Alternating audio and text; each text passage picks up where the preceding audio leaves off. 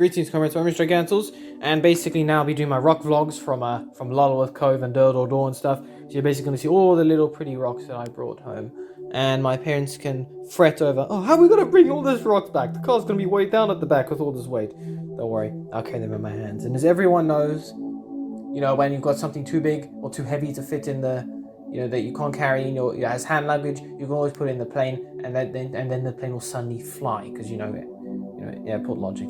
Anyway, so a lot of stuff that we did find at the major rock groups you could find at Lulworth Cove and that Durdle area. There was Purbeck limestone, Portland limestone. So one of them beds were like clays and everything. Then there were the green sands, which were basically greenish sand, and then there was the chalk. So what happened was, these are the first samples. So as you got here, we got some bits of rock, and you got some like poorly cemented together chalk, bits of chalk there. We got some of that nodulated wood, nodulated rock. Why did I say wood? Are you gonna focus? Phone, focus. Thank you. As you can see, there's a little bit of green sands there from when I tried to wash it off, but it didn't come off immediately. Yeah, so it was green sand there basically. These are the stromatolites. I am definitely pronouncing that wrong. Don't worry, I'll correct myself in the future. Basically, these rocks here, they were from that area rock. Remember when I pointed out that weird ribbed rock sticking out the ground? This is what these basically are, and I got this from that section of the cliff. I mean, these I got from that nodulated area of the cliff on the first day. So you know, so some of these rocks are pretty sizable, but these are a little bit. As you can see, they're basically strands of rock and just crystal. Oh, that's nice. You know, just various stuff. And these are basically through diagenesis, I believe. Yeah, the original rock had been replaced with these, with this rock here. So that that made all these pretty like little ribbed effects, and that made up that whole section of the coastline there. It was nice to see. I mean, I don't have that 5 kilo sample my friend has. Oops, I'm trying to move this rock when it ripped the paper, but. You know, it was. I mean, I was already carrying like 5 kilos of other rocks, and you'll see what I mean in future. So okay, so here's the next batch of rocks. So firstly, this is not a rock. Obviously, it's actually part of my shoe that broke off. I just wanted to show you that this thing was meant to be embedded firmly in my shoe, and somehow it ripped off. You know, I'm not too happy. You are definitely not number one. Okay, there you go. Hopefully that didn't break anything. These rocks here are. This is something. What is this?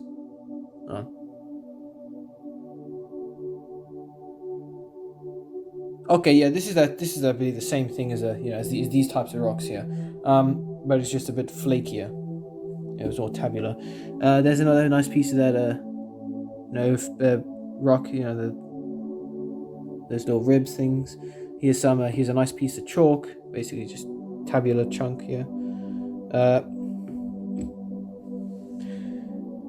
Yeah, this I pulled out the ground somewhere. It's a bit of mudstone. It's firm. Listen, it's very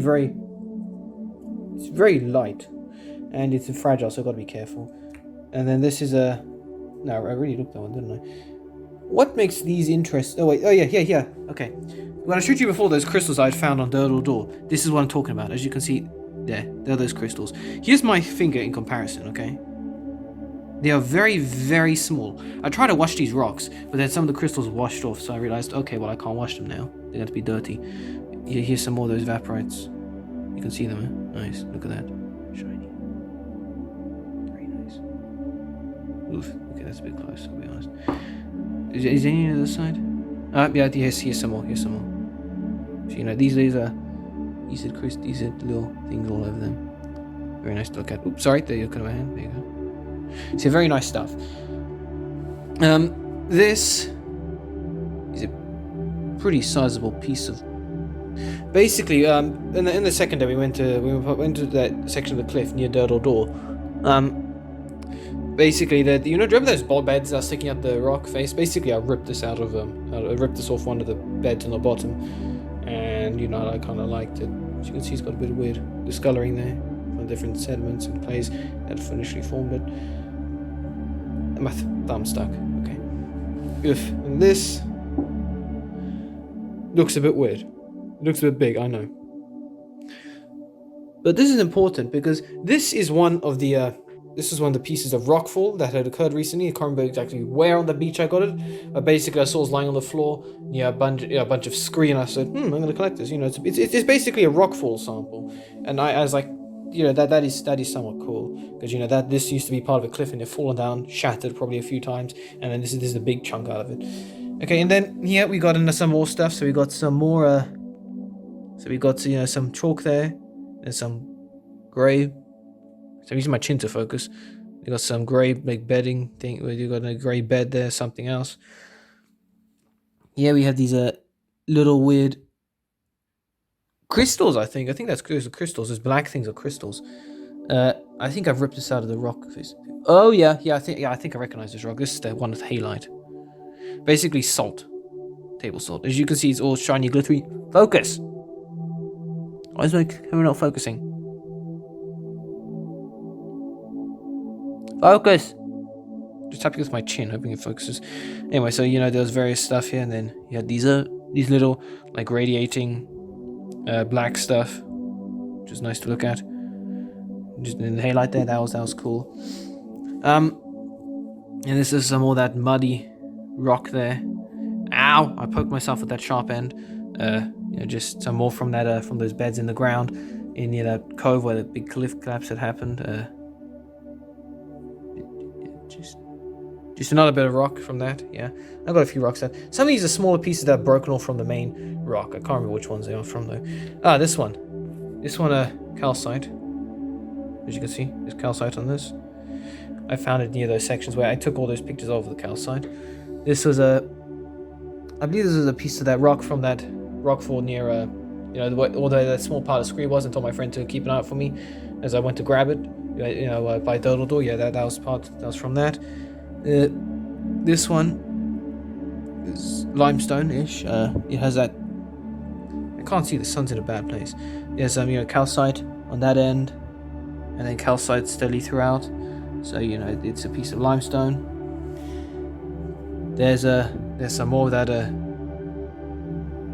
piece from the ground, weird conchoidal fractures there, a little bit. Okay, that's pretty much similar to the other rocks from here. These rocks here were interesting because these were taken directly from that area where the mud flowed. Oh, that's why the curtain's in the way. So this, and this rock, they were all taken from the area where I initially saw the mud flow the next day. And you filmed those rocks coming down. Basically, I took them straight from that rock. Well, from the floor. I made sure my friends, every time I got rocks from the cliff, I made sure my friends were looking out for me and would tell me if there were any rocks falling. Because whereas in Whitecliff Bay, fortunately there's many small stuff, but when the rocks when they didn't need to warn anyone because it was small stuff, I could actually feel the little pellets of sand and stuff hitting my head, hitting my helmet. And then when I left and I was looking at me and my friends' clothes, we could see like little spots where they hit us. But we didn't feel it because they were too small, and then they sort of dried, so they left like these weird sand stains, almost like somebody went paintballing with the sand. And then this are the big stuff. So, okay, except this one. No. This has this example of the green sands, as you can see, because it's green. Why is my camera not focusing? Yep, there you go, green. This is another sample of mud rock, which is ridiculously firm, actually. It cracks in it and everything, but it was relatively firm. This was a piece of chalk, a bit stained by green sands. Here's my biggest piece of that rock. As you can see, basically pillars, and it's a bit shiny. A bit shiny, that pillars. Nice to look at. Yeah. Cool stuff. Bit shiny because that's the end of the crystals. This is the remains of, I think it's shells, because some of these look very circular.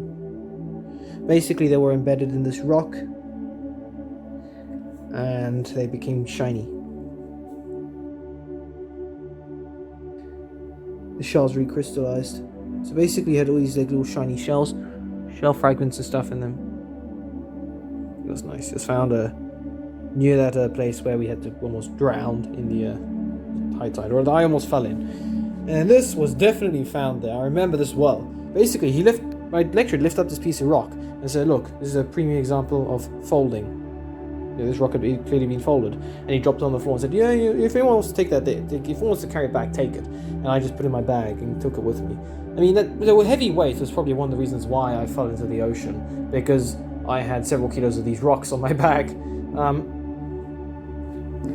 Yeah, so, odd enough, he actually did say, if you guys want to take back rocks, make sure you take them on the way back. I mean, you don't want to go walking up a cliff walking up a hill one day, find a nice rock, put it in your bag, and then have to lug that up the hill. No, you find a rock, you remember where it is, and then when you come back down, you pick it up, which kind of makes sense. But so yeah, we got some folding rock, we got some folding there. It's pretty nice folding there. So this is like the apex. Before you had just a single rock layer under it. So this is the first. This would in a sequence of rocks. This would be the first one folding nearest to the protrusion. The thing is folding around. And here, basically, is a coal I found. Apparently, this is maybe like good quality coal, but I can't tell because there seems to be a lot of algae and stuff. And there's as you can see in some places like here, this pale stuff, that's the clay that it was in the beds when I ripped it off. I found this all over the place. I found it in small coal seams on the first day and the second day when we went to Lulworth Cove, in between the clay layers, and I found also some of this in that cove nearby. The problem is coal is very, very fragile, and so when I was trying to wash all the sands and stuff with this, I lost maybe 5 to 10% of the initial mass of coal I had because it was all ground up so finely. Yeah, so as you can see, this is cracked, very cracked there. So I got nice pieces of coal. Okay, yeah, that bit of stuff fell off. Why is this screen glowing?